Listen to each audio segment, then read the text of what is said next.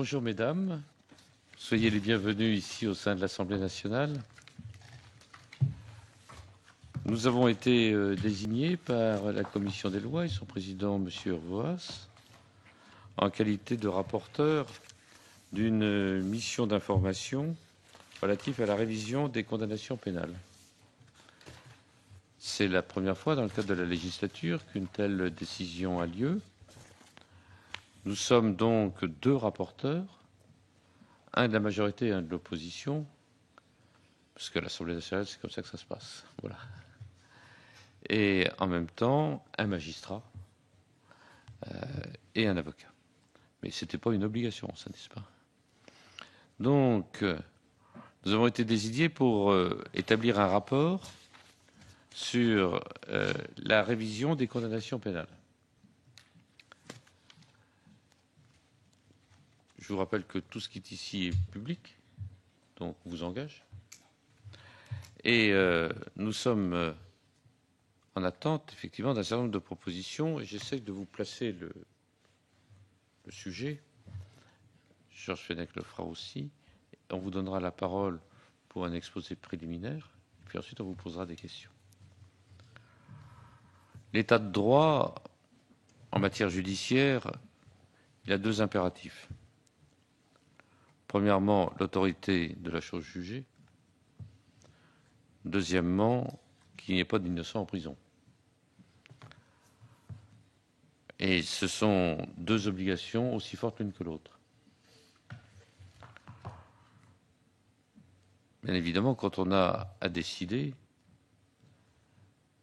l'une est l'exception de l'autre, c'est dans le cadre du principe, mais dans le cadre des faits, l'une est inconcevable, c'est-à-dire avoir des innocents en prison. Or, c'est ce qui se passe.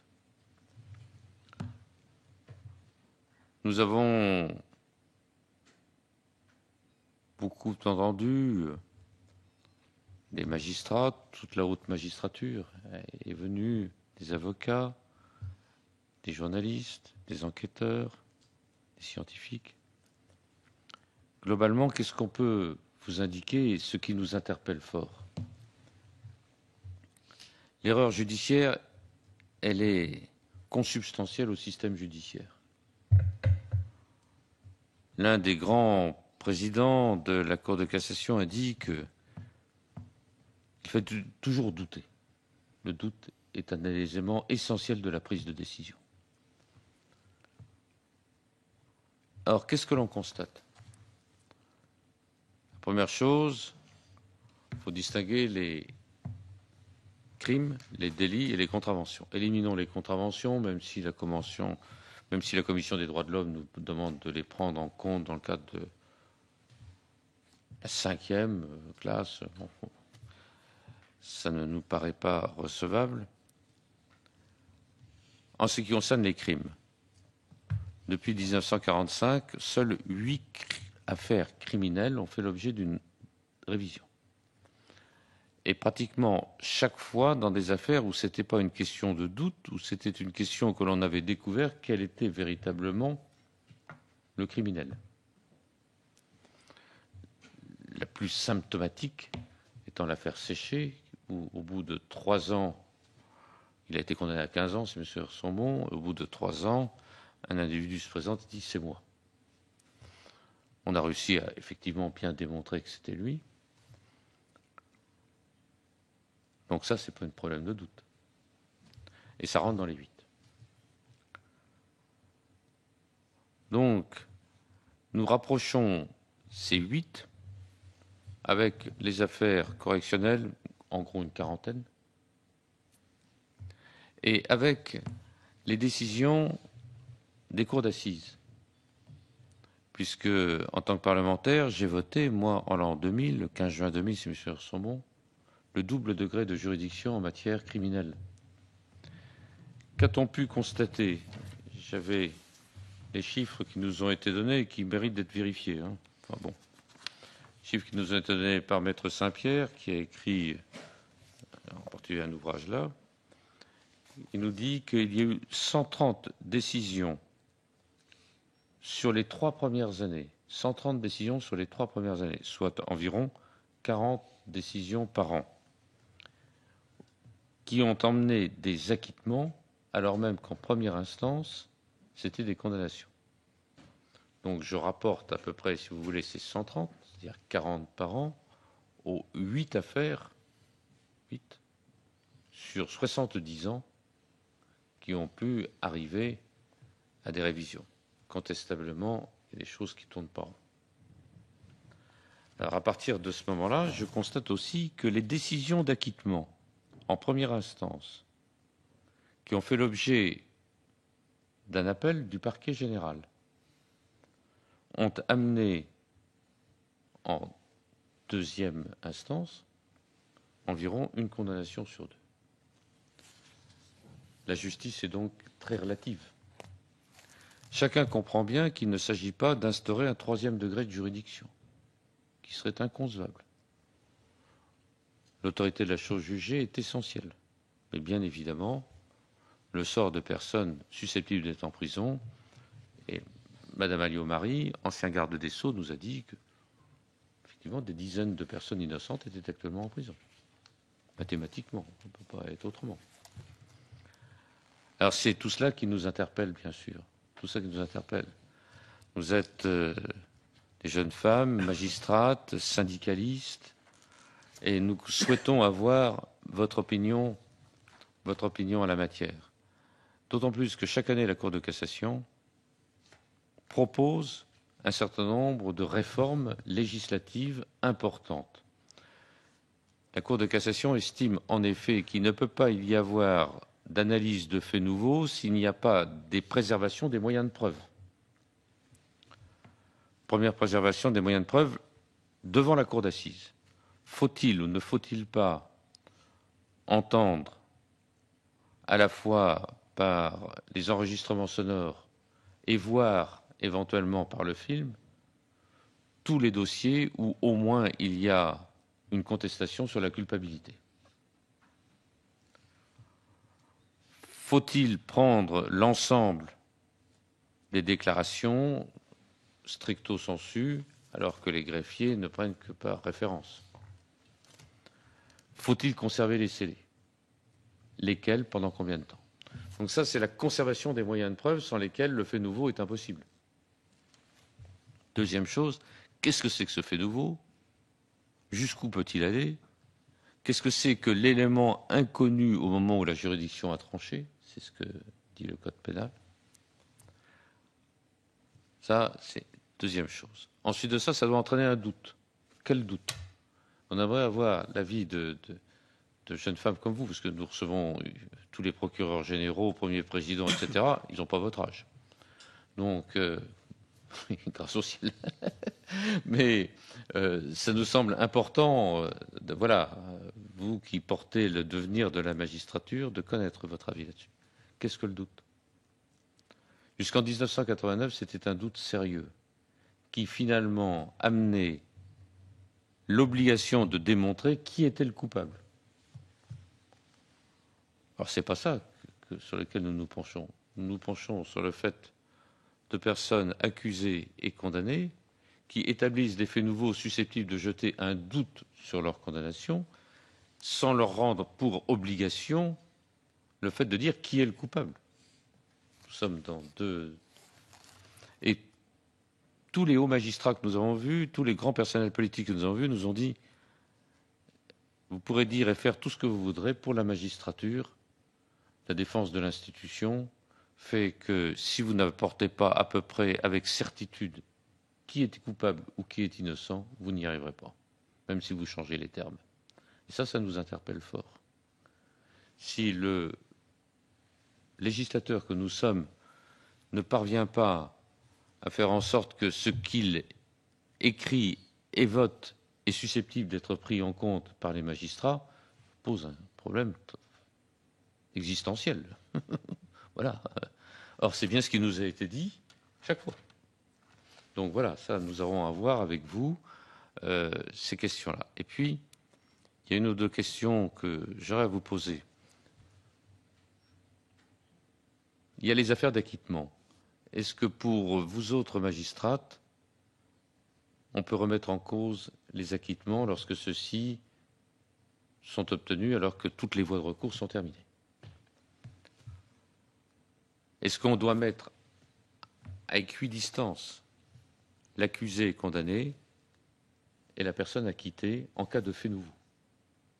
Question très importante, essentielle en termes d'éthique, bien sûr. Quel est aussi pour vous le rôle de la partie civile? Nous voyons bien que les victimes, dans notre système judiciaire, ont un rôle de plus en plus important. Or, en l'espèce, c'est beaucoup plus l'usage que la loi qui prévoit le rôle des victimes. Et on voudrait bien avoir votre position à ce niveau. Et puis, nous aurons à vous poser des questions plus techniques sur les pouvoirs susceptibles d'être donnés à la commission de révision. Est-ce qu'il faut qu'elle ait tous les pouvoirs d'un juge d'instruction? Et est-il concevable qu'elle puisse imposer tout un système de recherche lorsqu'elle est saisie d'un fait nouveau qui nécessite obligatoirement des investigations? Jusqu'à quelles investigations devons-nous aller? Est-ce que l'on doit donner un véritable pouvoir d'instruction? Par exemple, les perquisitions ne sont pas possibles actuellement. Jusqu'où on doit aller? Et doit-on même aller jusqu'à la possibilité de pouvoir utiliser un système coercitif, éventuellement dans le cadre de la recherche de ce fait nouveau et de l'établissement de la vérité autour de lui? Vous voyez, voilà, toutes les questions que nous nous posons sont des questions très importantes. Je donne la parole à Monsieur Georges Fenech. Je vous remercie également. Donc je remercie Virginie Valton et Céline Parizeau, qui sont respectivement vice-présidente et secrétaire nationale de l'USM. Votre avis est important. Vous représentez un syndicat largement majoritaire, à 68% aux dernières élections. Donc l'avis de l'Union syndicale des magistrats, évidemment, est intéressant et important pour notre réflexion. Alain Tourret a bien résumé l'ensemble des questions qui se posent à nous. On aimerait vraiment vous entendre sur la nécessité ou non de réformer cette procédure de révision, enfin réformer, l'améliorer en tout cas, puisque la dernière révision de cette loi remonte à 1989, bientôt 25 ans, quart de siècle. On a une expérience depuis. On a entendu effectivement des hauts magistrats, notamment composant la commission et la cour de révision, qui nous ont fait part d'un certain nombre de lacunes dans cette loi qui mériteraient d'être comblées, et donc de parachever en quelque sorte la réforme de 89, de façon à ce que on évite au maximum d'éventuelles erreurs judiciaires. La question aussi du parallélisme, et autant des innocents en prison, c'est insupportable pour la société, mais se pose aussi la question des coupables en liberté qui n'ont pas été reconnus coupables suite à une erreur, parce que l'erreur peut aller dans les deux sens, effectivement. Voilà les questions que nous nous posons et sur lesquelles nous aimerions avoir votre avis.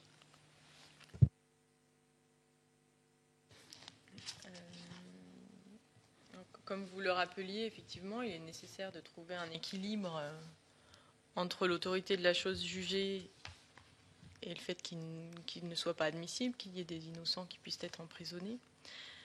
Et c'est le but de la procédure de révision. Alors on parlera un petit peu de la procédure de réexamen, mais je crois que les critiques se concentrent plus sur la procédure de révision des condamnations pénales définitives.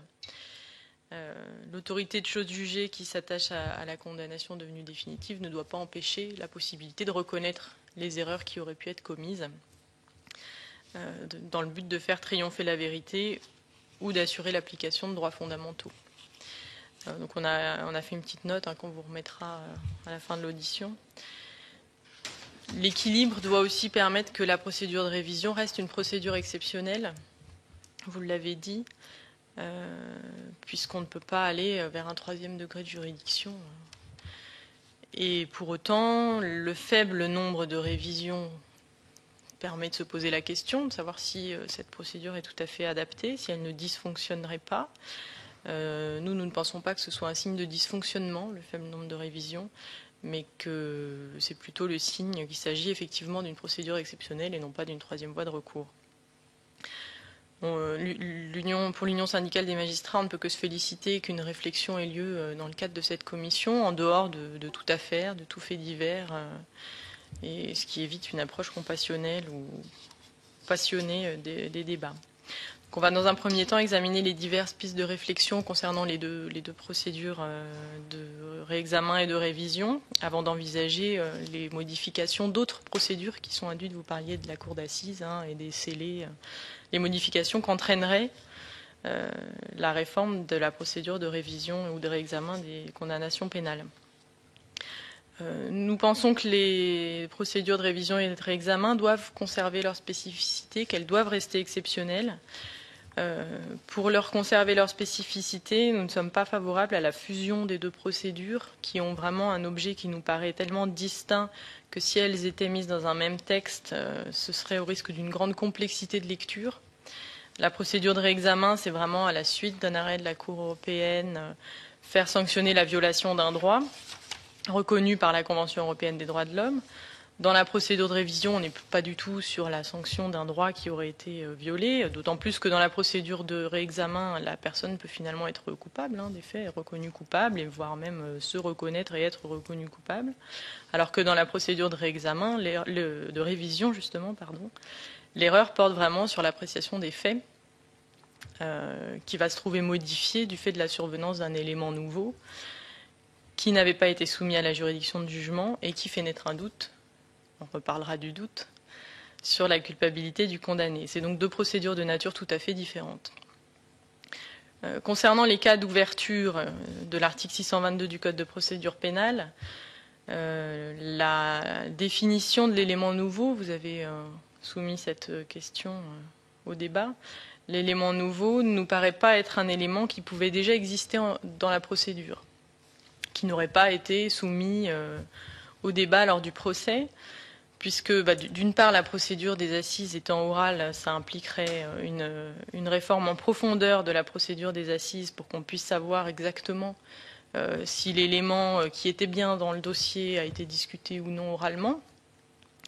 Et surtout, le principe du contradictoire, il s'applique pendant tout le procès. Il est évidemment une obligation déontologique du magistrat, mais également l'obligation pour l'avocat de mettre dans les débats tous les éléments qui lui paraîtraient en faveur de sa ligne de défense, même si c'est un élément qui a été oublié ou passé sous silence par le président de l'audience, par exemple. Il y a des voies de recours qui sont ouvertes si jamais un élément a pu être oublié. On parlait tout à l'heure de l'ouverture de l'appel en matière criminelle. Effectivement, c'est une nouvelle procédure qui permet très certainement d'éviter un certain nombre d'erreurs, ou de corriger en tout cas des erreurs qui auraient pu être commises. Pour autant, l'élément nouveau, l'élément inconnu, on ne demande pas que l'interprétation soit particulièrement restrictive. On peut par exemple imaginer une piste qui aurait été exploitée pendant l'instruction, mais pas jusqu'au bout. Et puis on découvrirait un élément nouveau qui permettrait de continuer à exploiter cette piste. Donc ce serait l'élément est déjà existant dans la procédure, mais il pourrait être développé du fait d'une nouvelle découverte et à ce moment-là permettre de mettre un doute sur la culpabilité du condamné. Vous avez exclu les contraventions, ça nous paraît heureux. Il y a quand même 400 000 condamnations par an pour les contraventions. Ce sont des décisions qui sont prises souvent dans le cadre de procédures simplifiées, dans lesquelles il n'y a pas réellement de débat. Les modes de preuve sont très particuliers, donc il y a de toute façon une très faible marge d'appréciation pour le juge. Et le trouble à l'ordre public est particulièrement limité en l'absence d'emprisonnement possible de toute façon, et en présence de peines encourues qui sont extrêmement faibles. Vous aviez évoqué également la possibilité d'ouvrir la procédure de révision aux acquittements ou aux relax. Nous n'y sommes pas favorables, puisque le principe en droit français, c'est l'interdiction de la réformation in pejus. Donc le fait que le doute profite à l'accusé interdit de faire appel d'un arrêt d'acquittement. Il ne nous paraîtrait pas logique qu'à défaut d'avoir pu faire appel d'un arrêt d'acquittement, on puisse faire réviser ensuite la procédure. Ça nous paraît dans le même ordre d'idée. L'adage dit bien qu'il vaut mieux pardon, je vais dire l'inverse. Il vaut mieux un coupable en liberté qu'un innocent en prison. D'autant plus que les acquittements ou c'est possible aujourd'hui. C'est ce qu'on a regardé ce matin pourtant. Parquet général, depuis 2011, hein. Depuis quelle année? peut faire appel d'un acquittement. On ne peut pas laisser... 2002. Depuis 2002, le parquet peut faire appel d'un acquittement. Il nous paraît, enfin, c'est en tous les cas une entorse à ce principe ancien, effectivement, de l'absence de réformation in peius. Et au-delà de ça, on peut difficilement quand même laisser planer au-dessus d'une personne qui a été acquittée par décision définitive l'épée de Damoclès pendant des années et des années. Oui, non, mais effectivement, c'était le... Puisque aujourd'hui, le parquet général peut faire appel. C'est une entorse au principe qui a été créé avec la création de l'appel. C'est vrai que c'était déjà...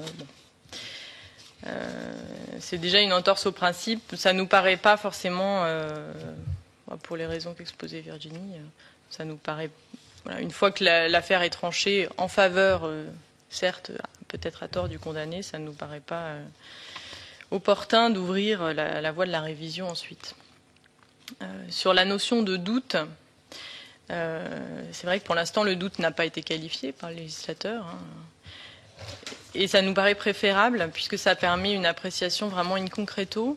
Il est très difficile de qualifier le doute, de créer une sorte d'échelle du doute, celui qui permettrait pas, celui qui permettrait l'ouverture, celui qui imposerait de recourir à cette procédure de révision. C'est une notion qui est vraiment extrêmement subjective. Effectivement, comme on a déjà pu vous le dire, tout juge, qu'il soit un juge professionnel ou un juré, doit cultiver le doute. Ça me paraît être une vertu fondamentale pour juger quelqu'un. Et d'ailleurs, le doute doit profiter à l'accusé. Néanmoins, il doit s'agir d'un doute suffisamment sérieux dans ce cas-là, et qui ne doit pas pouvoir céder face à l'ensemble de l'étude de l'ensemble du dossier. Donc la révision peut-elle être envisagée au moindre doute? Je ne pense pas. Il faut que ce soit réellement un doute de nature à fragiliser la décision de condamnation et à laisser penser que la personne condamnée n'a peut-être pas commis les faits de manière suffisamment sérieuse. On la rapproche parfois de la notion de doute raisonnable du droit anglo-saxon. Les anglo-saxons eux-mêmes ont du mal à définir ce qu'est le doute raisonnable, donc je ne pense pas qu'il soit opportun de le qualifier de raisonnable dans le texte, même si c'est souvent ainsi que les présidents d'assises expliquent aux jurés la formule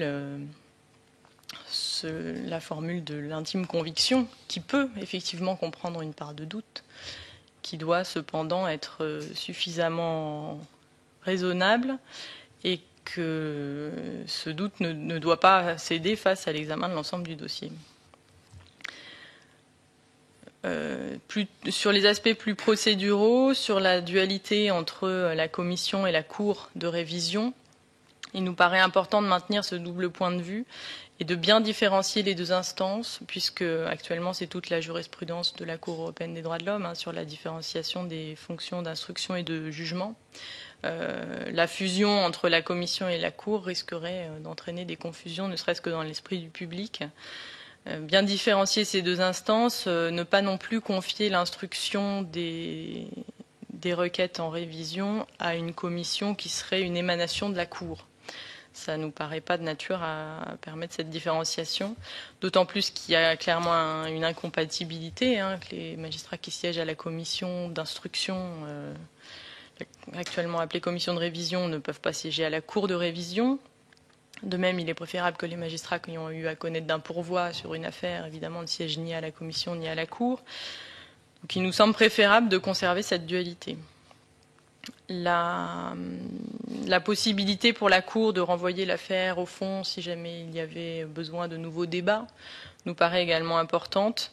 Il nous paraît important que la Cour puisse statuer sans renvoi, mais que cette possibilité de renvoi soit prévue permet à la Cour de révision qu'elle reste bien le juge de l'erreur et non pas le juge du fond. D'autant plus qu'en matière criminelle, la décision au fond appartient à un jury. Peut difficilement assimiler la Cour de révision à un jury.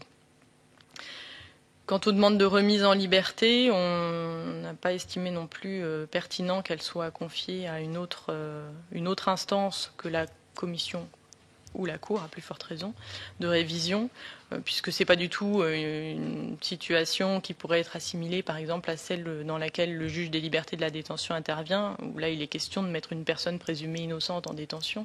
On n'est quand même pas du tout sur la même question. La remise en liberté si on assimile la procédure devant la commission à la procédure devant le juge d'instruction, la remise en liberté, elle est du ressort du juge d'instruction directement, qui n'a pas besoin de saisir une autre instance. Et ça ne nous paraît pas de nature à mettre une pression sur la juridiction de jugement qui a pu être évoquée parfois. Néanmoins, il y a des améliorations qui sont possibles de cette procédure de révision, notamment par la fusion des 4 cas d'ouverture de l'article 622, qui nous paraît effectivement possible, puisque le quatrièmement est susceptible de couvrir toutes les hypothèses. Tant la découverte de l'existence d'une victime d'homicide, la condamnation d'une autre personne pour les mêmes faits ou la condamnation d'un témoin pour faux témoignage sont un fait nouveau, inconnu de la juridiction au jour du procès.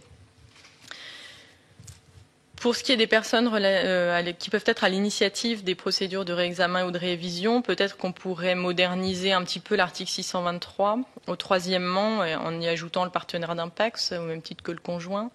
Vous aviez évoqué à l'occasion d'une audition le terme d'ayant droit à la place des parents, enfants, etc. Ça pourrait effectivement être plus simple et à ce moment-là se rapprocher de la procédure de réexamen. La question est plus sérieuse concernant le procureur général près la Cour de cassation, qui peut effectivement demander le réexamen d'une décision consécutivement à un arrêt de la Cour européenne, mais qui ne peut pas être à l'initiative d'une procédure de révision. On n'est pas opposé à cette possibilité. La difficulté, c'est que le procureur général est bien destinataire des arrêts de la Cour européenne et à ce moment-là, il va pouvoir initier la procédure de réexamen. En revanche, pour tout ce qui est révision des condamnations pénales, on ne voit pas très bien dans quel cas il pourrait être destinataire d'informations, puisqu'il n'est pas au sommet de la hiérarchie. Là, c'est plutôt le cas du garde des Sceaux qui va recevoir des informations lui permettant de saisir la commission de révision. Le procureur général près la Cour de cassation, il n'est pas destinataire des remontées d'informations par la voie hiérarchique, il n'a pas accès aux pièces des dossiers, donc on ne voit pas très bien dans quelle hypothèse cela pourrait s'appliquer, si ce n'est l'hypothèse d'une procédure de révision engagée par un condamné dans le cadre d'un dossier où il y a eu plusieurs personnes condamnées, et à ce moment-là, peut-être le procureur général pourrait trouver qu'il est de bonne justice d'engager la procédure de révision également à l'égard des autres condamnés. Concernant la commission de révision, il serait peut-être utile de clarifier son rôle et ses pouvoirs. Alors effectivement, faut-il aller jusqu'à lui confier l'ensemble des pouvoirs d'un juge d'instruction ? La question se pose, on n'a pas forcément pris une position très claire sur ce point. En tout cas, peut-être qu'il faudrait quand même prévoir l'expertise, la possibilité pour elle d'ordonner des expertises, qui ne fait pas partie de la liste des actes de l'article 623. Vu les progrès de la police technique et scientifique, ça pourrait quand même être utile de lui confier expressément la possibilité d'ordonner des expertises. Et il faudrait peut-être également prévoir la possibilité pour les parties de demander des actes, d'avoir un avocat, etc. Voilà, il faudrait peut-être clarifier ça en renvoyant, en tout cas pour partie, au pouvoir actuel du juge d'instruction. Pour bien que cette commission de révision soit identifiée comme une commission en charge de l'examen de la recevabilité et donc de l'instruction et de la mise en état des requêtes en révision, peut-être qu'elle pourrait être dénommée autrement, puisque là, commission de révision, cour de révision, on a l'impression qu'elles font un petit peu la même chose, alors que ce n'est pas du tout le cas. La commission de révision est véritablement chargée de l'instruction et de la mise en état. Elle pourrait peut-être gagner en clarté à être dénommée commission d'instruction des requêtes en révision, par exemple. Le renvoi également, alors ça c'est la rédaction de l'article 623, qui est rédigée de telle manière que le renvoi devant la Cour par la Commission apparaît quelque part comme un préjugement, puisque cet article dit la Commission saisit la chambre criminelle qui statue comme cour de révision des demandes qui lui paraissent devoir être admises. C'est assez malheureux comme formulation et on gagnerait peut-être en clarté à ce que la Commission saisisse la Cour des requêtes qui lui paraissent mériter un examen au fond, par exemple. Quant à la Cour de révision, dans le silence des textes, sa composition dépend finalement d'une pratique interne à la Cour de cassation, en violation du principe du juge naturel. Il nous semblerait donc utile que les membres de la Cour de révision soient désignés par l'Assemblée générale de la Cour de cassation, comme le sont ceux de la Commission de révision. Ou par exemple, c'est un mode de désignation qui est pratiqué à la Cour de cassation. Les membres de la Cour de justice de la République sont également désignés de cette façon-là, donc par l'Assemblée générale.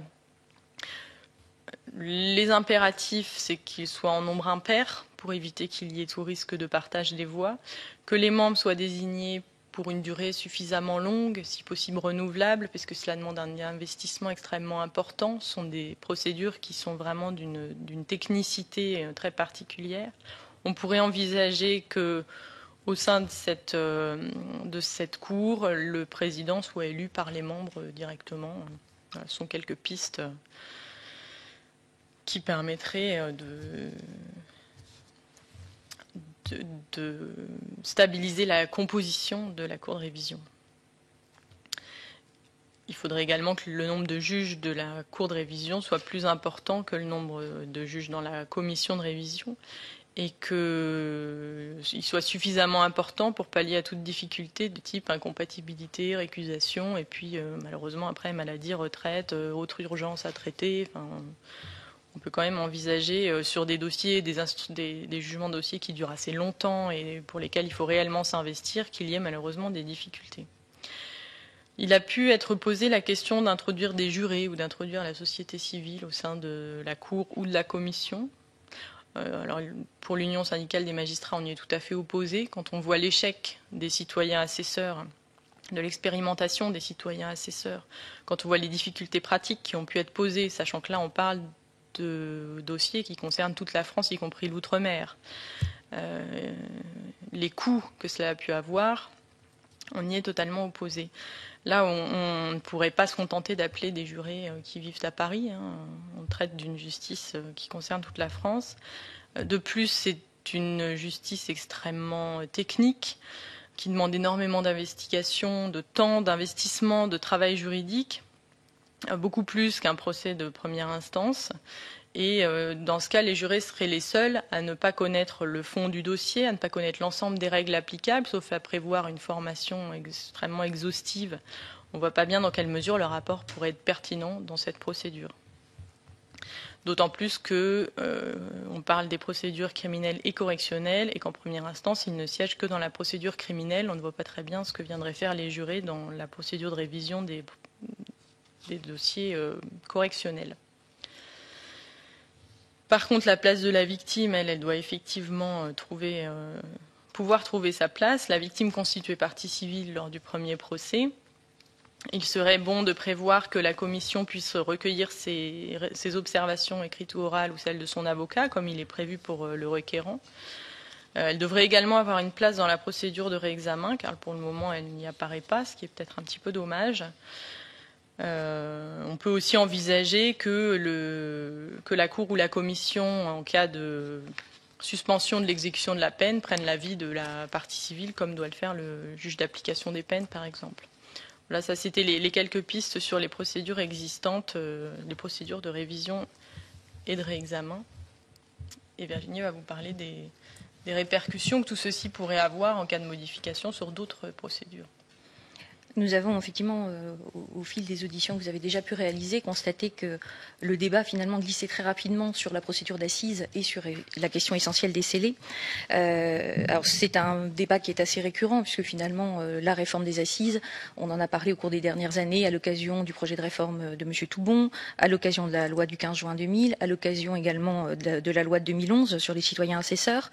Le tout, c'est de trouver la bonne solution. On a effectivement un système en France, le système de la cour d'assises, qui est fortement lié à notre histoire et qui pose un certain nombre de difficultés. Alors, première difficulté, ça va être la question de la mémoire des débats. C'est vrai que la question est apparue au fil des auditions que vous avez pu réaliser, de la notion d'éléments inconnus. Comment l'analyse-t-on? Est-ce que ça peut être un élément qui était au dossier? Céline Parizeau vient d'en parler, et qui n'aurait pas été débattu contradictoirement au cours du procès et de la procédure orale. on vous l'a indiqué, cette analyse de l'élément inconnu nous paraît effectivement une analyse dangereuse parce que les voies extraordinaires doivent rester des voies extraordinaires, ça ne doit pas être un nouveau degré de juridiction. Il faut réussir à préserver effectivement cet équilibre entre l'autorité de la chose jugée et le respect des droits et des libertés. Reste quand même que le procès-verbal aux assises est un procès-verbal qui est souvent assez creux. Le procès-verbal, au terme de l'article 378 du Code de procédure pénale, prévoit bien qu'il ne liste que l'accomplissement des formalités accomplies. Il n'y a pas de prise de note de la part du greffier des éléments importants du débat. S'il est prévu effectivement la possibilité d'acter, par exemple, des revirements dans les témoignages ou dans les déclarations de l'accusé, ça relève toujours du pouvoir discrétionnaire du président, même si la loi a prévu désormais que les parties puissent faire la demande que certains éléments soient actés. La procédure est complètement différente en matière correctionnelle, puisque là, le procès-verbal, la note d'audience est de la responsabilité du greffier, qui n'est pas un simple secrétaire. Le greffier, il est là pour authentifier que tout ce qui est acté au procès-verbal est bien conforme à ce qui s'est dit, et il est là aussi pour authentifier la procédure et s'assurer que les droits des uns et des autres soient bien respectés. On comprend bien la raison pour laquelle, historiquement, le procès-verbal d'un procès d'assises ne comprend pas le déroulement complet des débats. C'est la voix du peuple qui doit primer, sauf qu'effectivement, avec l'introduction de l'appel et avec la question des procédures de révision, ça pose une difficulté nouvelle. Ce qu'on constate quand même quand on siège aux assises, c'est qu'il est assez rare que les parties fassent usage de ce droit de demander au président d'acter certains revirements. Donc, au-delà de la loi, il y a effectivement toutes les pratiques à modifier, tant de la part du président que de la part des parties. Alors, la solution qui a été envisagée par dans le cadre de vos éditions, notamment d'un enregistrement systématique et intégral des débats d'assises, ça ne nous paraît pas forcément opportun. Alors c'est vrai que c'est une possibilité qui existe déjà dans l'article 308 du Code de procédure pénale, toujours pouvoir discrétionnaire du président des assises. Bon, d'une part, c'est vrai que c'est un procédé qui nie, selon nous, le rôle du greffier et je pense que vous l'avez compris, nous sommes effectivement très attachés à la spécificité des fonctions de greffier. On pourrait envisager en tous les cas que dans le cadre de la procédure d'assises, le greffier puisse acter au fur et à mesure les éléments principaux du débat. La caméra, on a beau parfois dire le contraire, ça nuit quand même à la spontanéité des témoignages et des déclarations. Alors, on peut dire que les magistrats se sont petit à petit habitués à la présence des caméras, notamment dans les cabinets d'instruction, que l'accusé qui aura été filmé pendant ses interrogatoires ou la partie civile pendant ses auditions dans le cabinet d'instruction se seront aussi habitués à la présence de la caméra. Aux assises, c'est quand même différent. La pression est énorme. La solennité de la procédure d'assises, l'installation de la salle, même tout simplement, sont déjà des éléments qui sont particulièrement perturbants pour des gens qui ne sont pas habitués à ces procédures. Pire encore, sans doute, pour les témoins, puisque les témoins n'ont pas le temps, au fil des débats, de s'habituer à la présence de cette caméra. Les témoins sont enfermés dans la salle des témoins, ne sortent que pour venir déposer à la barre. Ils arrivent à la barre face à 9 ou 12 personnes, suivant qu'on soit en première instance ou en appel, avec les accusés, les parties civiles, leurs avocats, la salle qui potentiellement peut être hostile aussi, qu'il sent derrière lui, il sent la présence de la salle derrière lui. C'est vrai que lui imposer en plus la présence de la caméra, notre crainte, c'est que ça enlève encore plus de spontanéité à son témoignage. Ça entraîne aussi des problèmes logistiques et pour avoir été juge d'instruction, je peux vous dire que l'enregistrement vidéo des interrogatoires pose régulièrement des problèmes. Donc ça peut générer des suspensions supplémentaires pendant les interrogatoires, éventuellement être obligé de couper les dépositions des témoins parce qu'il y aura eu un problème logistique. Ça nécessite aussi de s'interroger sur les modalités de conservation de ces enregistrements, la durée, la sécurité de cette conservation. Et en tous les cas, si vous deviez vous engager dans cette voie, nous ne souhaitons pas de notre côté que cet enregistrement vienne se substituer au travail du greffier, parce qu'encore une fois, s'il y a un problème logistique, s'il y a un problème technique, que l'enregistrement n'a pas pu être réalisé, il faut que les notes du greffier puissent venir authentifier le bon déroulement de la procédure et, le cas échéant, les éventuels revirements dans les témoignages. Un enregistrement audio nous paraîtrait sans doute même plus adapté que l'enregistrement vidéo parce que de toute façon les salles sont sonorisées. On parle dans un micro aux assises et donc ça pourrait permettre un enregistrement simple sans augmenter encore la pression pour les personnes qui viennent déposer. L'autre question essentielle qui est apparue au cours de vos débats, c'est celle de la motivation des arrêts d'assises. Alors c'est effectivement une question cruciale. Encore une fois, ça s'explique historiquement dans la procédure française. Jusqu'à la loi de 2011, les arrêts d'assises n'étaient pas du tout motivés. C'était uniquement la liste des questions qui valait motivation. Nous n'avions pas eu, jusqu'à la réforme de 2011, de condamnation de la part de la CEDH. Ces condamnations, elles sont intervenues notamment en 2013. En 2013, il y a beaucoup d'affaires qui ont été soumises à la CEDH sur la question effectivement du procès équitable.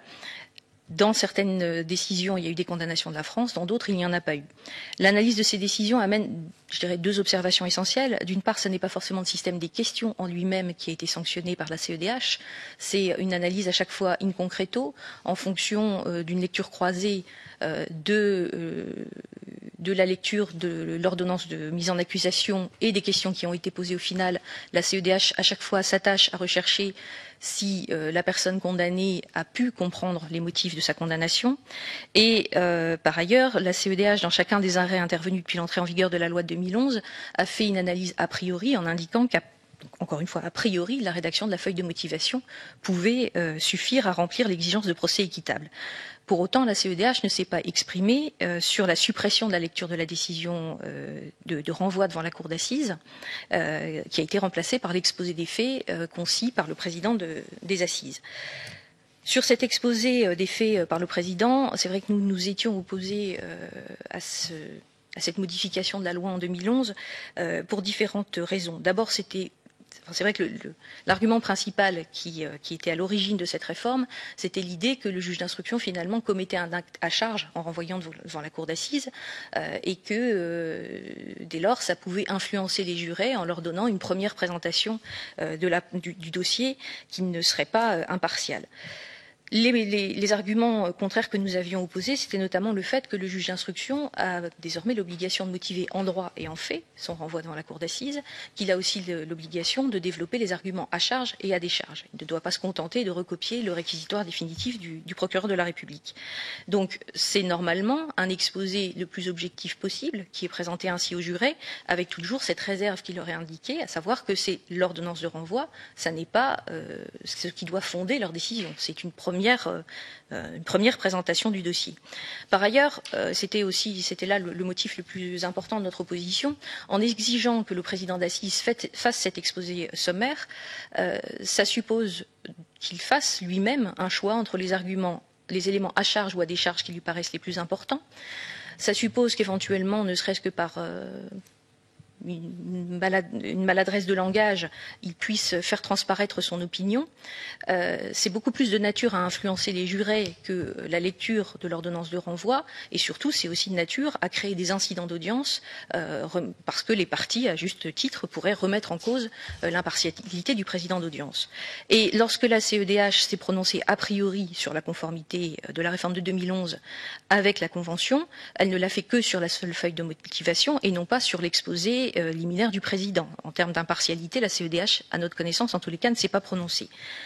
Surtout, cet exposé sommaire qui est fait par le président, il n'est pas prévu d'en laisser une trace écrite au dossier, ce qui pose aussi une difficulté, notamment dans le cadre d'une procédure de révision. Il est donc impossible de savoir en l'état, au vu de la jurisprudence de la CEDH, qui jusque-là faisait toujours l'analyse croisée de la lecture de l'acte de renvoi et des questions qui avaient été posées, de savoir si finalement cette feuille de motivation succincte, qui n'est pas une réelle motivation, suffirait à remplir les conditions d'un procès équitable.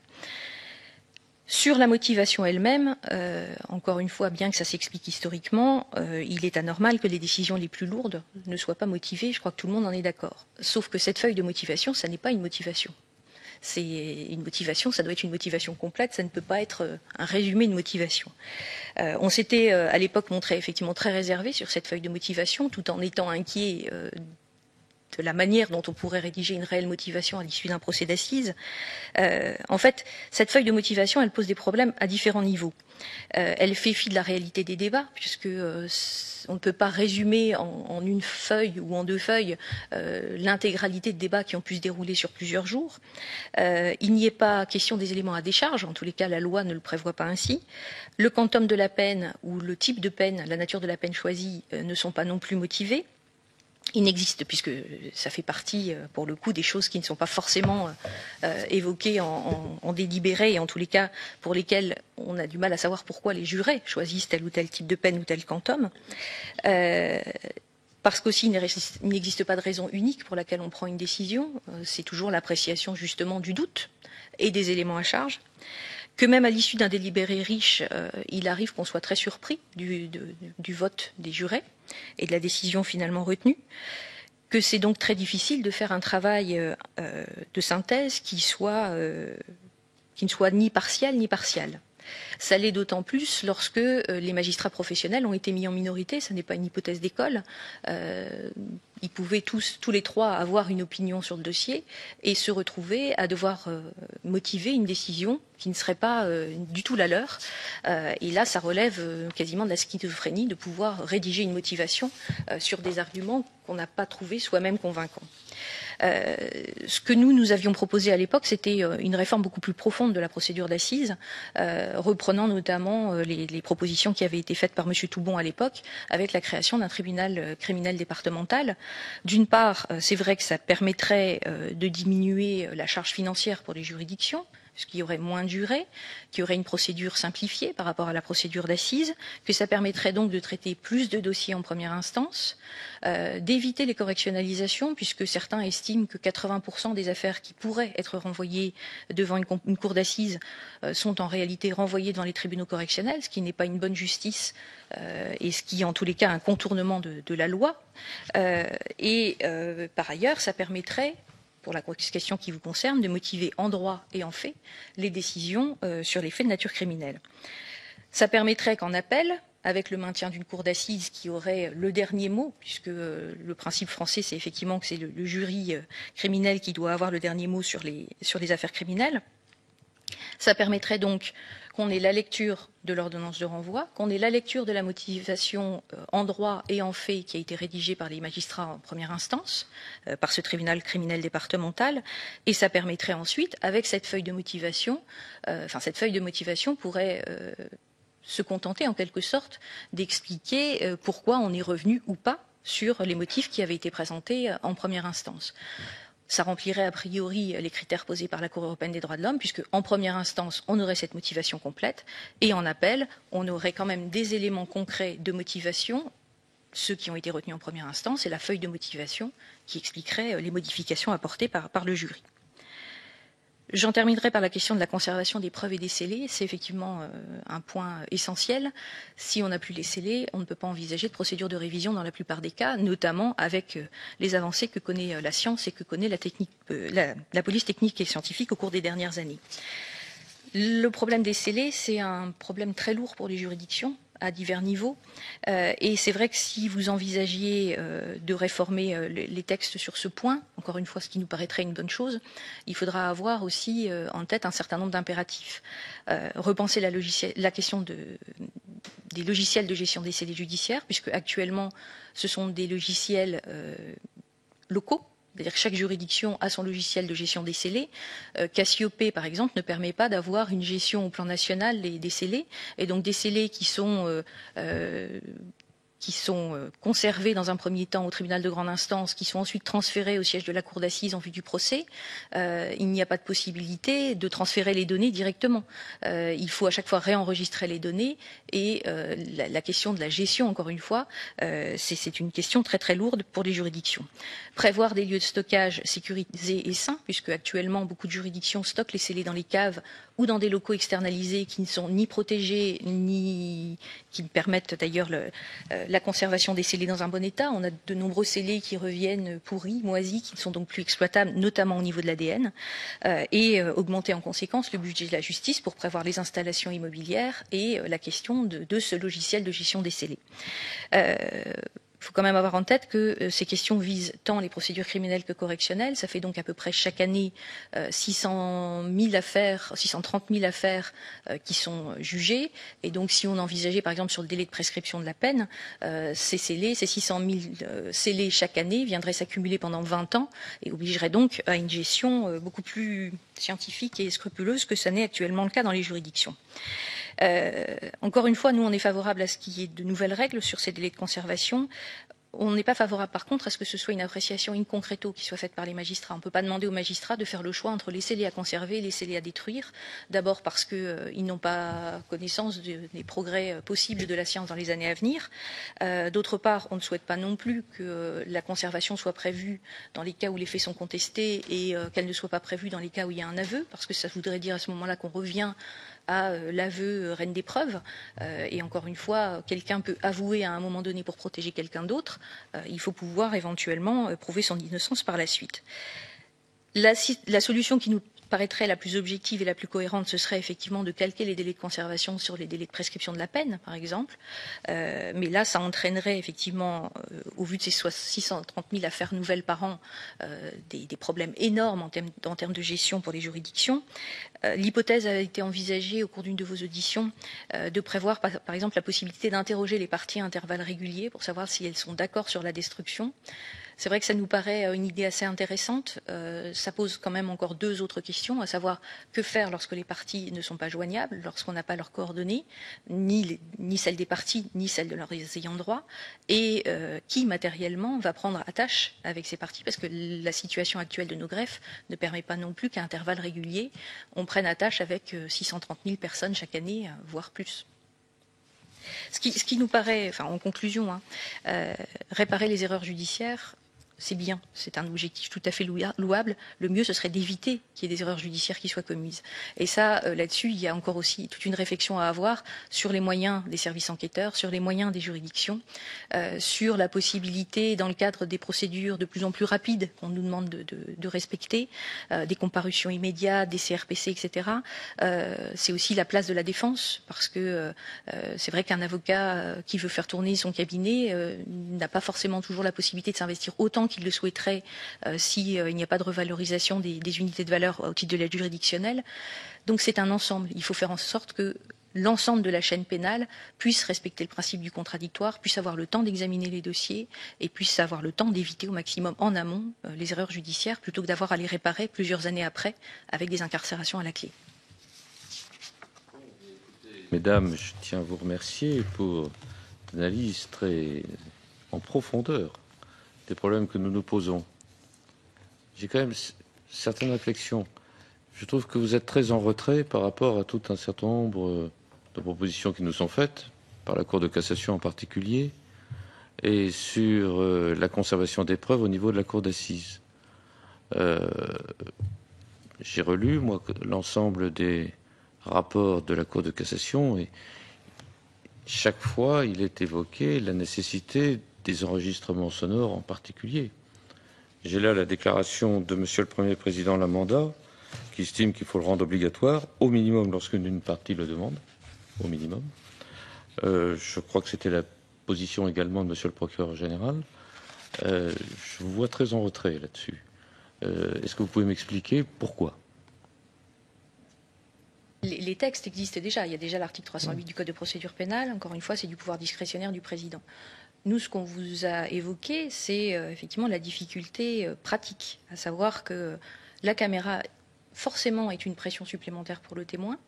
On a beau dire qu'on l'oublie, le témoin qui n'est pas habitué à la procédure judiciaire, à la procédure d'assises, je pense, ne l'oublie pas dès lors qu'il est informé que la caméra est présente.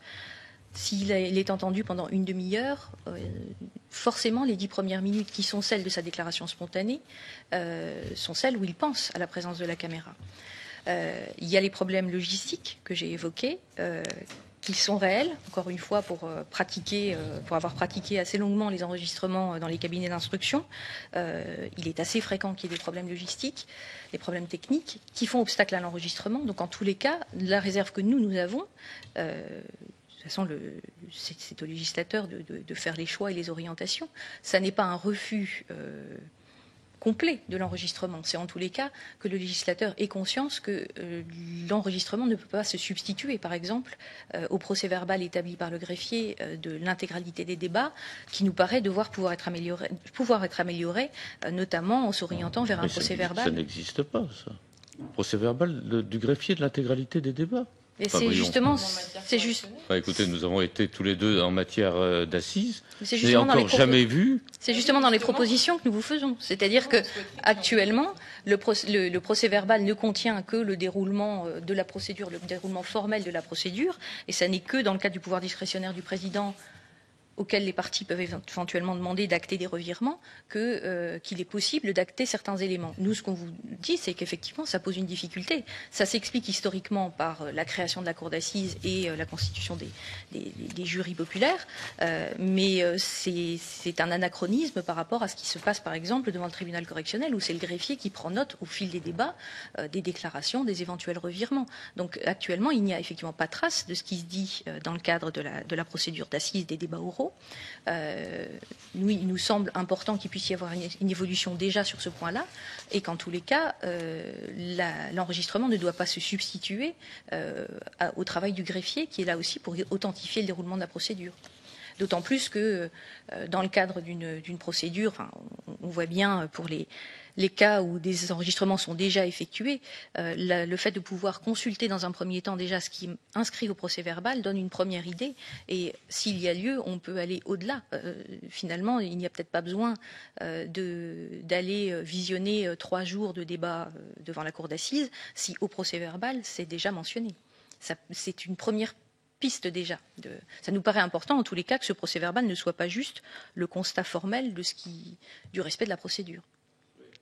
Toutes les observations qui nous ont été faites sur les procès-verbaux susceptibles d'être demandés des greffiers, et que c'est techniquement très compliqué, très lourd, et en tout cas beaucoup plus lourd qu'un enregistrement. C'est exactement l'inverse de ce que vous proposez, qui nous a été indiqué par tout le monde. Mais vous êtes les premiers à avoir cette proposition-là, y compris tout ce que j'ai pu entendre de tous les magistrats. Si l'enregistrement ne fonctionne pas et que vous vous en apercevez à la fin de la journée de débat, eh bien, vous n'avez aucune trace. C'est toute la difficulté qu'on peut constater actuellement, et dans les commissariats, et dans les cabinets d'instruction. Oui, mais si le greffier ne prend pas tout en note, et nous avons ici, tout été pris en note. C'est 4 personnes qui prennent ça en note et qui se relaient de manière très, très rapide. Donc il faut prévoir 3 à 4 greffiers qui se succèdent les uns après les autres. Et l'un n'empêche pas l'autre. Si le législateur doit aller dans la voie de l'enregistrement systématique, à notre sens, il ne faut en aucun cas se priver du procès-verbal, étoffé avec une modification de la loi sur ce point, parce que, encore une fois, un enregistrement, ça peut se perdre, un enregistrement, ça peut ne pas fonctionner, et qu'il est important aussi, pour le respect des droits des parties, qu'il y ait une trace autre. Le problème, c'est aussi... en fait, vous ne proposez pas de la sténotypie, pas de tout prendre intégralement. Ce que vous proposez, c'est de prendre que le greffier authentifie, enregistre les revirements, dites-vous. Mais c'est aussi peut-être aussi laissé à l'appréciation du greffier, ce qui est important ou non de relever, et ça peut être un élément qui lui paraît non important, qui pourrait être déterminant pour la suite. Alors que l'enregistrement sonore va systématiquement tout enregistrer. Alors, le greffier, le travail de greffier, c'est un travail à part entière. Ça n'est pas juste un travail de secrétariat. Aux audiences correctionnelles, le greffier relève déjà les revirements ou les éléments principaux du dossier, enfin des débats. Encore une fois, l'enregistrement peut être un plus. Ça ne doit pas venir à la place du travail du greffier. Non, mais Il nous a dit que c'était inconcevable pour lui qu'il n'y ait pas d'enregistrement, que dans la juridiction où il est actuellement, tout est enregistré, que dans l'ensemble, dans la plupart des pays étrangers, ça va de soi. Les juridictions internationales. Sur les juridictions internationales, tout est enregistré. En tout cas, s'il devait y avoir un enregistrement, pour nous, il doit s'agir effectivement d'un enregistrement sonore et non pas d'un enregistrement vidéo. Ça, on est d'accord. Oui. L'enregistrement filmé ne peut concerner que ce qu'on appellerait les procès pour l'histoire. Ou ce qui a déjà été fait, procès Barbie, procès de Bordeaux également. Voilà, oui, ça c'est. Oui, tout à fait là-dessus. Est-ce que tu as des questions ? Oui, je pense qu'on a quelques précisions. Alors, je voudrais préciser davantage sur la composition, comment vous voyez les choses, la Cour de révision. Vous avez parlé d'un nombre impair, un plus grand nombre. Est-ce que vous ne les avez pas dit s'il fallait que toutes les chambres de la Cour de cassation, en tout cas, j'ai pas entendu.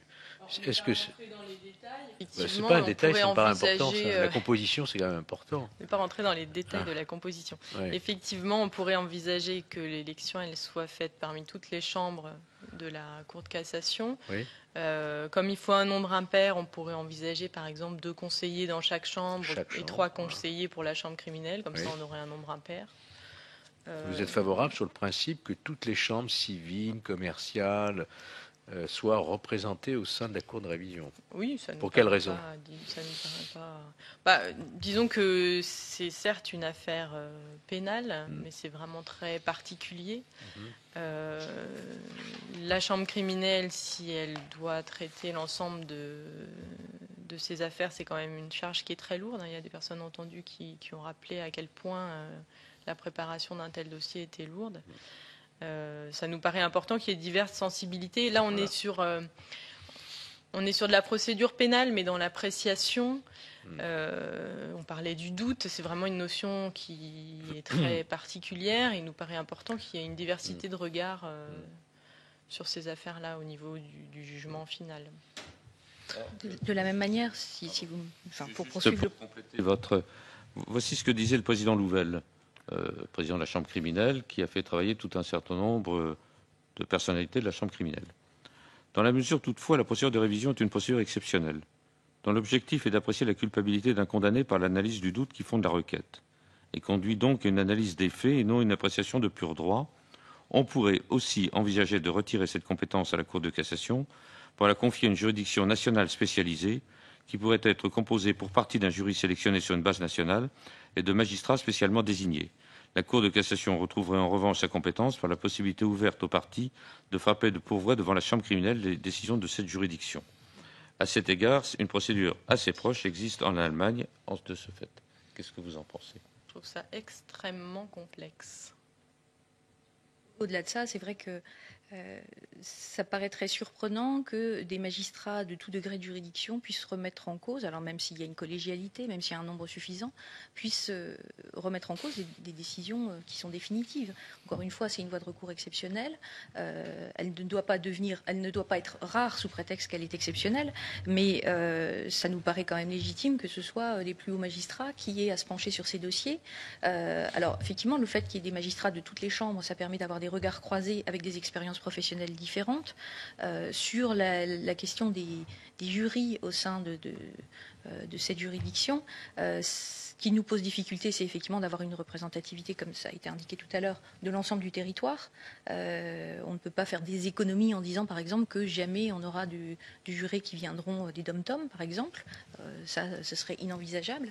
Et après, est-ce qu'en opportunité, quelle pourrait être la place de tels jurés à côté de magistrats, par exemple, de la Cour de cassation? Quelle serait leur liberté de parole? Quelle serait... c'est beaucoup plus complexe, surtout dans une procédure qui est assez technique, pour lesquelles ils n'auraient pas forcément accès non plus à l'intégralité du dossier. Ça pose sans doute difficulté. Je pense qu'il faut quand même un recul suffisant aussi pour juger ce type d'affaires sur peut-être l'ensemble du fonctionnement judiciaire. Et ce n'est pas un recul que pourraient avoir des jurés, ni même certainement des magistrats de première instance qui se retrouveraient dans ce type de composition. Enfin, ça ne nous paraît pas du tout adapté. Je vous donne la proposition que je vous ai lue. Nous commentons. Tout à fait. Pardon.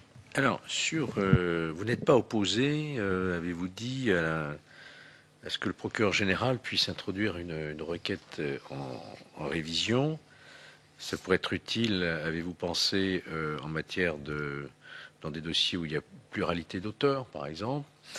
Mais vous êtes interrogé, comment le procureur général peut-il être informé? Comment peut-il prendre l'initiative? Donc, nous avons une proposition ce matin de Maître Saint-Pierre, sur nos questions d'ailleurs. Pourquoi ne pas permettre au requérant, au condamné, à son défenseur, avant même la saisine de la commission d'instruction, s'ils ont un élément Par exemple, quelqu'un s'accuse du fond de sa prison d'être l'auteur. L'avocat n'a pas la possibilité, lui, de vérifier, même déontologiquement, ça n'est pas possible. Donc à ce moment-là, on pourrait imaginer une procédure plus souple, plus rapide, sans la lourdeur de la commission, qu'il puisse demander au procureur général, de vérifier ce point.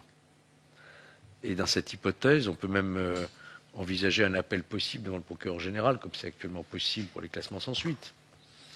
Et une fois vérifié la véracité, en tout cas qu'il y a déjà un commencement d'un élément nouveau, qui permettrait de saisir la commission d'instruction. Qu'en pensez-vous? Ça fait partie des questions qu'on s'était effectivement posées, puisque l'hypothèse peut-être la plus courante, c'est celle d'éléments nouveaux dans un dossier distinct qui permettent de douter de la culpabilité d'une personne qui a déjà été condamnée. Alors, ça arrive parfois, hein, on a tous pu connaître ces situations-là où on était encore dans le délai d'appel, auquel cas ça se règle assez aisément. La difficulté, effectivement, c'est l'absence de lien hiérarchique entre le procureur général près la Cour de cassation et les procureurs généraux des cours d'appel, puisque ce sont eux qui sont destinataires de cette information, par les remontées d'informations par la voie hiérarchique. La difficulté, actuellement, finalement, ce sont des situations qui peuvent se régler par la saisine par le garde des Sceaux. Savoir qu'il est informé que quelqu'un s'accuse de fait, alors qu'une autre personne qui ne peut pas être informée des déclarations de cette personne, qui ne peut pas avoir accès aux pièces du dossier, est actuellement en train de purger une peine. Si le garde des Sceaux ne fait rien, nous, ça nous pose effectivement une difficulté, parce que ça veut dire qu'il y a un innocent potentiel qui croupit en prison. Est-ce qu'il faut ouvrir la possibilité aux procureurs généraux des cours d'appel de saisir directement la commission de révision? Ça risque peut-être d'être trop large comme ouverture, mais en tous les cas, ce sont eux qui sont les destinataires de ces informations-là. C'est en tous les cas une piste de réflexion qui me paraît importante. Ce qui m'étonne dans votre proposition, quand même, c'est que habituellement, c'est pas une critique que j'aimais, hein, l'USM est plutôt pour la non-intervention de l'exécutif dans le processus judiciaire, sans parler d'intervention occulte. Hein. Et là, vous seriez plutôt favorable à ce que ce soit le ministre de la Justice, donc un membre de l'exécutif. Justement, c'est qu'actuellement, c'est la seule possibilité. Lorsque quelqu'un donc j'ai mal compris, vous n'êtes pas favorable. Donc c'est une piste intéressante de permettre au procureur de la République d'effectuer un acte que lui demanderait l'avocat du condamné, quitte à envisager peut-être un appel devant le procureur général, et à ce moment-là, le procureur général d'une cour d'appel pouvant saisir la commission. C'est-à-dire là, l'avocat du condamné, dans l'hypothèse que vous émettez, est au courant, et donc peut éventuellement agir de lui-même. Non, sauf que l'élément dont il est destinataire n'est pas vérifié. Il ne peut pas le vérifier, parce qu'il n'en a pas les moyens, et que déontologiquement, il ne peut pas le faire. Alors pourquoi ne pas saisir directement la commission de révision? Parce que la commission, c'est déjà lourd, et que la commission, vous imaginez si tous les avocats de France, dans toutes les affaires de France, s'adressent à la commission d'instruction pour faire vérifier que cet élément est déjà intéressant, même s'il n'est pas encore établi. On aurait immédiatement un engorgement de la commission d'instruction. Là, on resterait sur le terrain, dans les juridictions de base, où le procureur pourrait faire vérifier cet élément qu'effectivement, il y a un détenu qui s'accuse, par exemple. Pour permettre ensuite à l'avocat de saisir plus concrètement et plus solidement la commission. C'était un point qui avait d'ailleurs été évoqué par M. Marin dans la difficulté dans la transmission des informations à un procureur territorialement compétent sur les formes de la transmission, parce qu'il faut quand même qu'il y ait une trace écrite en procédure. Et il y a aussi une autre hypothèse que vous n'avez pas évoquée, c'est celle du procureur qui s'aperçoit qu'il y a un élément qui permettrait d'innocenter quelqu'un. L'avocat n'est pas informé, c'est pas forcément au procureur non plus d'informer l'avocat. Et le procureur, au terme de la Constitution, même si la CEDH n'est pas d'accord, le procureur est un magistrat, et il est aussi garant des libertés, et donc c'est important qu'il puisse signaler cette situation. D'initiative. Voilà, d'initiative. De fait. Et donc là, la logique actuelle, c'est effectivement qu'il prévienne son procureur général, qui lui-même prévient le garde des Sceaux. Ça ne nous paraît pas sain que le garde des Sceaux puisse saisir la commission de révision, d'abord parce que c'est une émission aussi, de toute façon, sur une décision juridictionnelle, et puis aussi, ça doit être la responsabilité des magistrats eux-mêmes. Il ne doit pas y avoir, on est quand même dans la garantie des libertés, il ne doit pas y avoir non plus un obstacle de la part du pouvoir exécutif qui puisse être mis, ou un ralentissement de la procédure. Donc votre organisation serait plutôt favorable à la saisine du procureur ou d'initiative du procureur pour faire vérifier un élément et de le transmettre ensuite par un mode de saisine à la commission d'instruction. Vous seriez plutôt favorable? Sur la vérification, oui. Moi, j'ai retenu votre formule. Hein, nous la retenons, nous y réfléchirons. Pour éviter tout équivoque, mal entendu, sur le rôle de la commission d'instruction dans les demandes qui terminent ces décisions par la demande lui paraît devoir être admise. Et vous suggérez une autre formulation qui mérite un examen au fond. J'ai retenu cette formule. Hein. Voilà, qui mérite un examen au fond. Je pense qu'il faut noter. Et nous aussi, nous notons tout. Hein. Non seulement on vous enregistre en plus, mais nous avons le bonheur d'être noté greffier, comme un greffier. 4 à vous noter et une personne à vous enregistrer. Absolument. Absolument. Non, je crois que vous avez parfaitement balayé tout. Ceci dit, il est évident que nous déborderions largement notre mission et dans le cadre aussi d'une proposition de loi si nous devions nous attaquer à la réforme d'une cour d'assises, du tribunal criminel départemental. Tout cela, évidemment, est en dehors du champ de notre compétence parce que nous irions trop loin, même si on peut effectivement être séduit par cette réforme avortée, l'époque de Jacques Toubon sur le tribunal criminel de première instance. Mais non, contentons-nous déjà de la procédure des révisions en estimant que la procédure actuelle remplit son office au regard de tous les principes et notamment de la CEDH, et que s'il y a un mal jugé, qu'il y ait une révision possible. C'est l'objet de notre mission. Alors, il y a on terminera peut-être sur ce que M. Cotte nous a fait savoir avec sa vision internationale, qui est très intéressante, puisqu'il a à la fois présidé la Chambre criminelle, présidé la Cour de révision. Ensuite de ça, il a un poste actuellement sur le plan international particulièrement éminent. Il nous a dit ceci.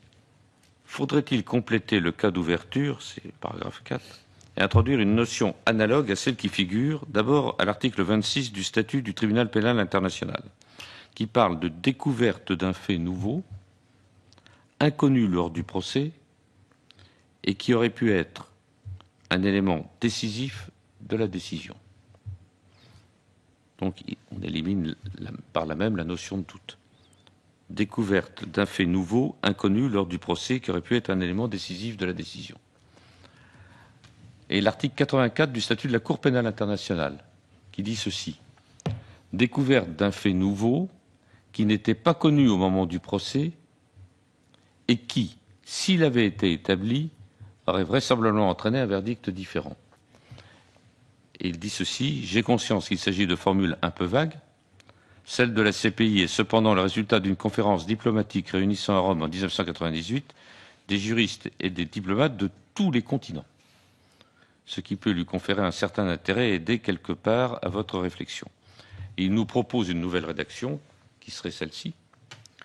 Un fait nouveau ou élément inconnu lors des débats de nature à faire naître un doute sur la culpabilité du condamné ou qui aurait pu constituer un élément décisif lors de la prise de décision.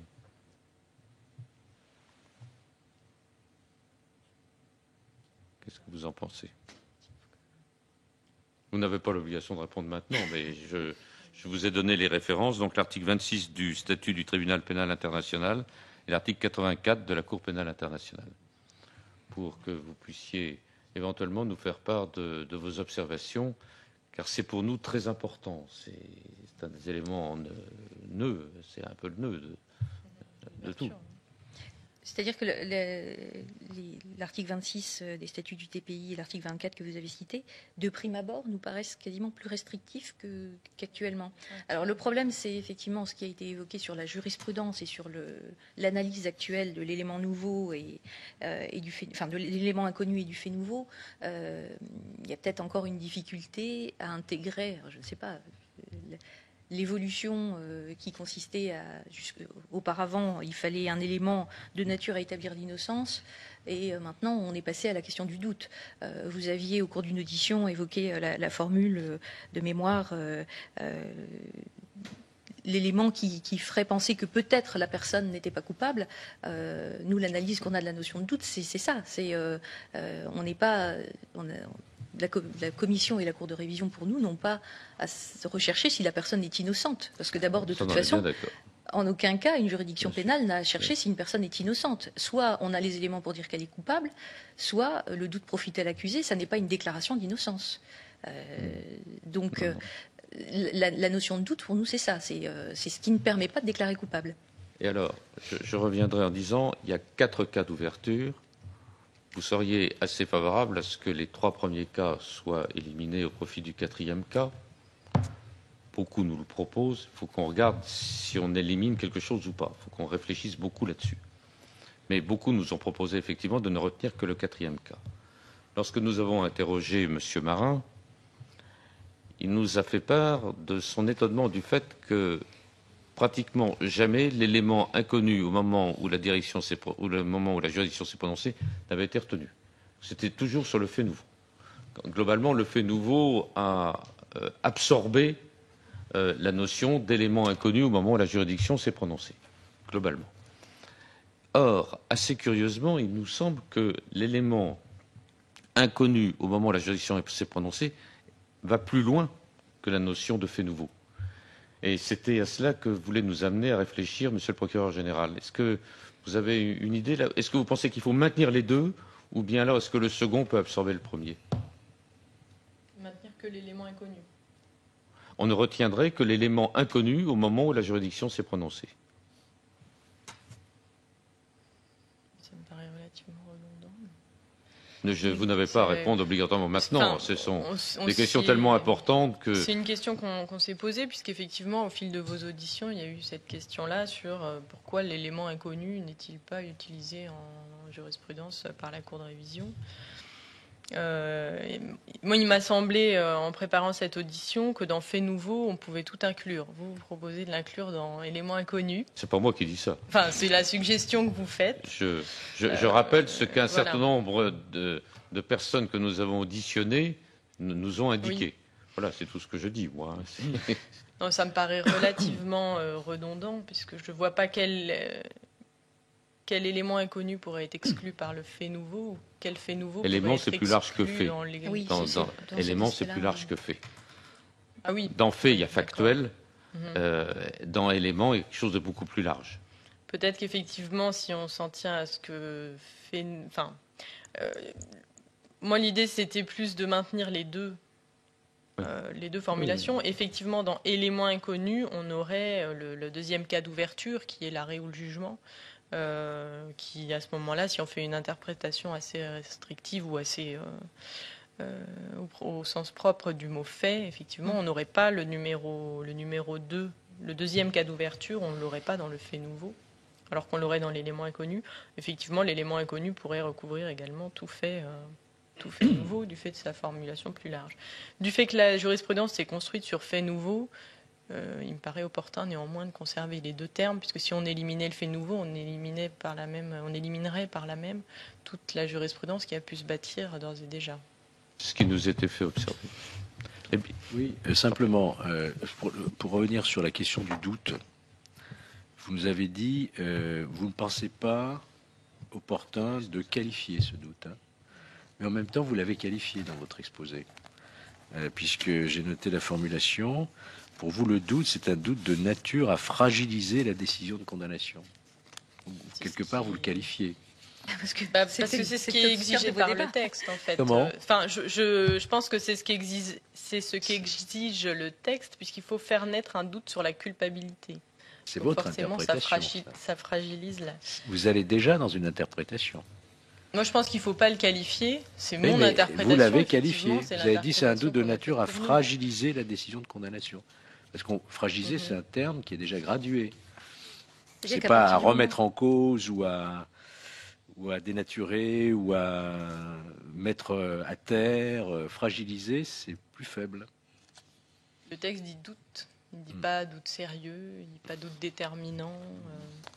C'est justement l'intérêt qu'il ne soit pas qualifié, c'est qu'on peut se contenter d'un doute relativement faible, mais qui est quand même de nature... C'est pas ce qu'on entend, hein. C'est quand même, il faut quand même qu'il soit M. de nature Badinter, à ce introduire matin, un nous a doute parlé sur la de doute culpabilité. sérieux. Donc il y a quand C'est même une pas ce que dit le graduation texte. dans le doute. C'est-à-dire que l'intime conviction, elle se forge sur un ensemble d'éléments. On peut avoir un doute très léger sur un point décisif du dossier, et on peut avoir un doute important sur un élément accessoire. Donc c'est vraiment l'analyse in concreto. C'est l'ensemble. Ce sont les plateaux de la balance. C'est un petit peu, ça paraît un peu enfantin comme présentation, mais c'est la symbolique de la justice, c'est bien ça. Et d'ailleurs, beaucoup de présidents d'assises, lorsque les jurés sont perdus au milieu des débats, leur disent faites 2 colonnes, et puis mettez d'un côté les éléments qui vous paraissent à charge, de l'autre côté les éléments à décharge. Bien souvent, d'ailleurs, ils hésitent, ils ne savent plus s'ils doivent les mettre à gauche ou à droite, sur certains éléments qui sont très contestés, mais on est toujours dans cette appréciation globale. Chaque élément ne suffit peut-être pas à montrer la culpabilité ou à douter de la culpabilité, mais c'est la construction globale qui doit permettre de prendre au final une décision. Monsieur Touré rappelait tout à l'heure qu'il y a eu 8 condamnations révisées depuis 1945. Est-ce que vous pourriez me citer un seul cas parmi ces 8 où la Cour a renvoyé sur un simple doute? Manifestement, Il y en a eu. il n'y en a pas. Bon, elle a toujours renvoyé parce que la preuve d'innocence était apportée. Alors à quoi a servi la réforme de 89? Il y a des décisions qui sont forcément antérieures à 1989, qui étaient sous le régime de l'ancien texte. Après, c'est toute la difficulté d'appropriation des textes Nous sommes tous par les d'accord magistrats. qu'un doute devrait entraîner un nouveau procès, et vous ne pouvez pas me citer une seule décision de la Cour de révision qui s'est fondée sur le doute. Vous savez bien qu'il y a une interrogation là-dessus. D'où notre réflexion, ne faut-il pas qualifier ce doute pour que le magistrat saisi puisse comprendre quel est l'esprit du législateur? Alors que parallèlement, en matière d'appel de cour d'assises, parce que j'étais l'un de ceux qui, au mois de juin 2000, s'est battu là-dessus, je le rappelle, sur les 3 premières années, 130 décisions de condamnation ont entraîné en appel une décision d'acquittement. D'après les chiffres, je les donne, de Maître Saint-Pierre. Je le laisse responsable de ces chiffres. Mais c'est ce qu'il nous a affirmé. 130 décisions en 3 ans sur les premières années qui ont suivi 2000 ont entraîné, entendez bien, ont entraîné un acquittement. Combien, s'il n'y avait pas eu d'appel, sur ces 130 qui ont eu pour base quand même un certain doute, puisqu'il y a eu des acquittements, combien auraient été susceptibles d'être admises par la décision de la Cour de révision? C'est vraisemblablement 1 ou 2, si on prend les statistiques. Même pas, puisque c'est 1 tous les 10 ans, et là c'était 130 en 3 ans. D'où l'avancée considérable qu'a constitué l'introduction de l'appel. Oui, et d'où vous m'avouerez l'importance aussi de sécuriser les procédures en amont. On peut être parfaitement saisi sur des tas de dossiers qui sont antérieurs à la réforme de 2000, devant la Cour de révision. Il n'y a pas de prescription en la matière. La meilleure preuve, c'est que l'affaire Seznec. L'affaire Seznec, elle remonte il y a un certain temps, au moins 80 ans. Donc, à partir de ce moment-là, ça nous interpelle fort. D'un côté, 130 décisions où un acquittement a été prononcé après une condamnation, ce qui nous amène à dire qu'au moins 130 fois un doute a été retenu, alors même que si on avait gardé la simple procédure, c'est seulement 0 ou 1. Admettez que, moi qui ne suis pas magistrat, je me pose des questions. C'était pas des magistrats, uniquement des magistrats professionnels, dont vous parlez.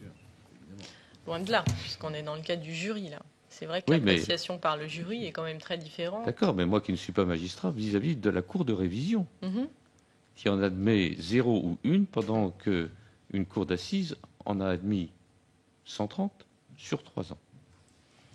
Peut-on réellement comparer de manière aussi stricte la procédure d'appel aux assises? Admettez avec moi que la cour d'assises, si les gens ont obligatoirement eu au moins un doute, s'ils ont acquitté alors qu'il y avait une décision de condamnation, c'est qu'ils ont eu un doute sur la condamnation. On est d'accord? Oui, bien sûr. Ben voilà.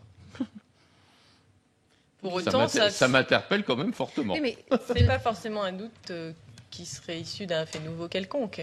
C'est pas là la différence qu'il y a. On n'est pas sur les cas d'ouverture finalement. On est sur l'erreur judiciaire en soi. Admettons, alors on va me dire, c'est un progrès considérable. D'ailleurs, un grand magistrat m'a dit, vraisemblablement, on ne se trompera plus. Non, avec l'ADN, avec tout ça, vraisemblablement, on ne se trompera plus. Ce serait beau. C'est très optimiste. Je ne dirais pas... un grand magistrat nous a dit ça. Vraisemblablement, on ne se trompera plus. Je me pose des questions, voilà. Je suis dans le cadre de l'interrogation, moi, avant de voir ce que l'on a à faire. Et quand même, la différence de chiffres, est quand même, elle interpelle fort. Hein. Après, on ne va pas essayer de justifier ou d'expliquer. Voilà. Pour nous, les chiffres ne sont pas forcément une preuve de dysfonctionnement, ça n'est pas non plus une preuve de bon fonctionnement. Mais il faut voir aussi quels dossiers sont soumis.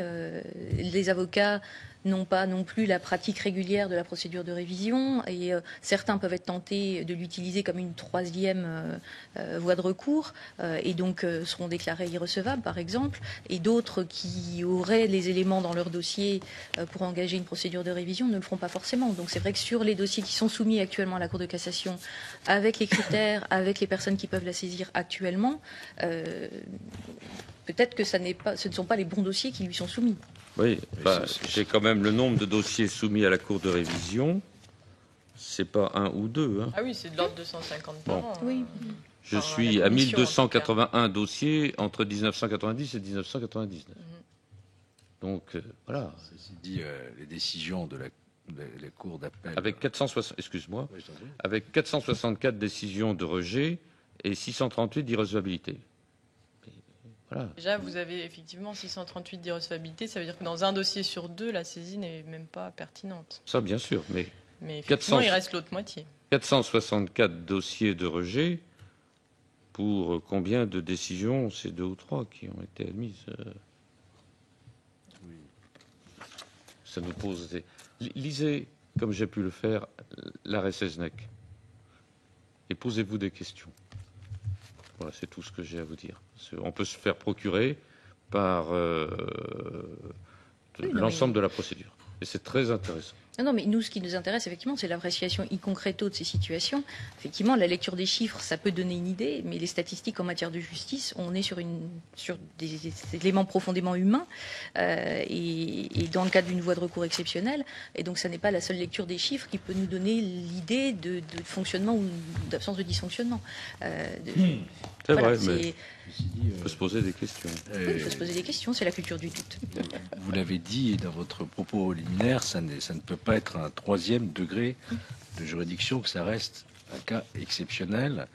Et donc que la Cour d'assises d'appel, la deuxième, puisse décider autrement que la première, ça fait partie du processus normal des recours.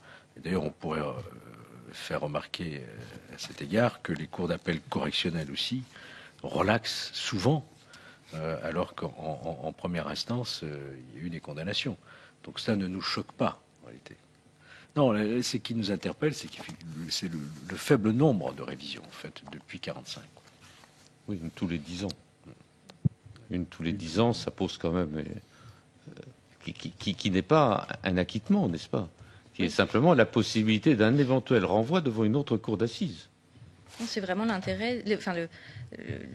trouver l'équilibre en fait entre la nécessaire sécurité juridique, l'autorité de la chose jugée et le respect des libertés. Et c'est vrai que cet équilibre-là, il passe aussi par le respect des victimes. C'est vrai que ouvrir trop largement, c'est aussi prendre le risque que des victimes qui ont déjà subi un parcours particulièrement lourd soient obligées de repasser toutes ces épreuves-là.